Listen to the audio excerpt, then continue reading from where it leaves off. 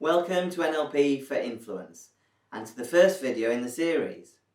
As this is the first video, I thought I'd explain a little bit about what you might expect.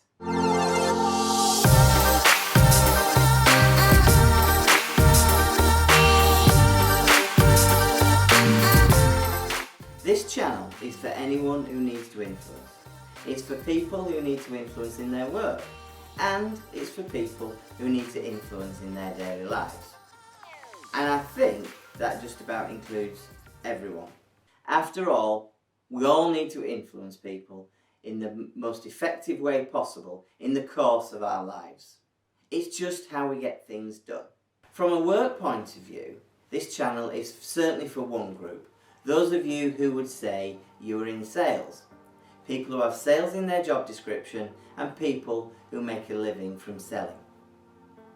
But it's also for people who have to influence at work who wouldn't necessarily describe themselves as salespeople. This is definitely for those of us in leadership or management roles, where influence is the key to success every single day. It's for you if you don't necessarily have to influence people who work directly for you, or perhaps have to influence external customers, perhaps in other organisations or in other departments. It's also for those people who are perhaps in human resources or project management. It's also certainly for those of us who are trainers, teachers and coaches, and those of us who have spent time working in these areas as educators and coaches know only too well the importance of being able to influence effectively. My mission here is to help you achieve your influence goals and to improve your success in influencing others in the aspect of your life that is most important to you. Many of the techniques we'll cover here are certainly neuro-linguistic programming or NLP techniques. And some things we'll cover will fall into the category of human psychology and other neurosciences.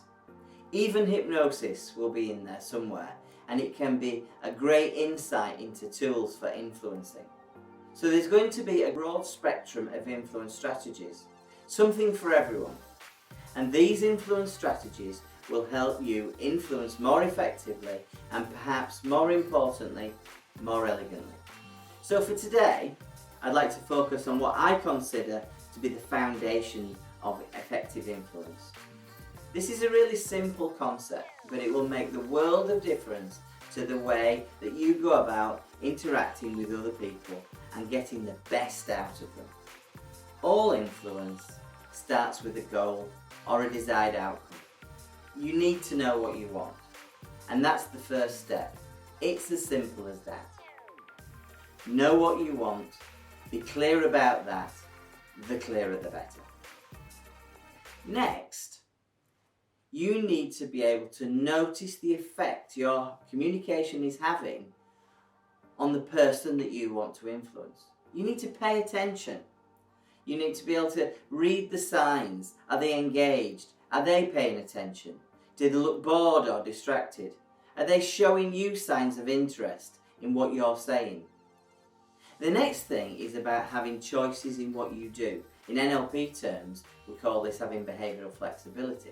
Because if you're not getting what you want and the conversation is not going the way you would like it to go, there is little point in continuing in the same way. Some clever person once said, the definition of insanity is to do the same thing in the same way and expect a different result. It never happens. So the third part of the foundation of effective influence is to be able to change what you're doing. If you're not getting what you want or what you expected, do something different. So this can be summed up in three simple ways. Know what you want, pay attention to what you're getting, and if you're not getting what you want, change. And for me, this is probably the essence of effective and elegant influence. And unfortunately, it's here at this point that most people get it wrong. Please do take the time to practice. And please remember to be ethical at all times in the way that you influence others. Now next time we'll look at how you can gain more credibility with the people that you want to influence. So I look forward to seeing you next time.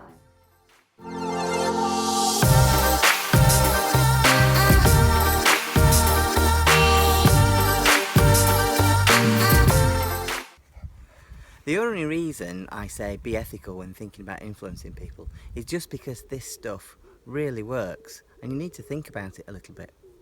Anyway, thanks very much for watching, and please do subscribe because there's going to be loads of great influence content coming every week from now on.